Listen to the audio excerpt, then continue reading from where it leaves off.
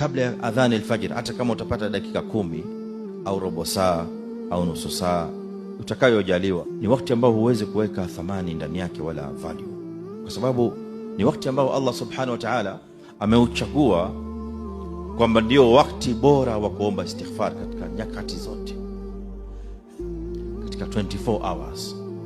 The best time ya Muislamu kutaka istighfar ni wakati huo, kabla ya fajri. Ikiwa uko nyumbani unaleta istighfar, ikiwa ushafika msikitini, ibada kubwa iwe ni istighfar. Allah subhanahu wa ta'ala katika kuwasifu waja wema anasema wal mustaghfirina bil ashar, na waja wema miongoni mwa sifa zao ni kwamba hao wanamuomba Allah azza wa jalla istighfar nyakati za sahar.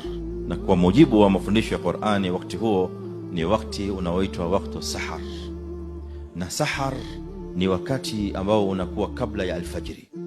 Hakuna Muislamu aliye na fahamu au aliye na busara kubwa na kuelewa wakati huu thamani yake halafu anapoteza. Si rahisi. Ikiwa unaelewa thamani ya huu wakati, wallahi Muislamu atakuwa anashikamana na huu wakati kwa hali ngumu, kwa hali ya juu sana.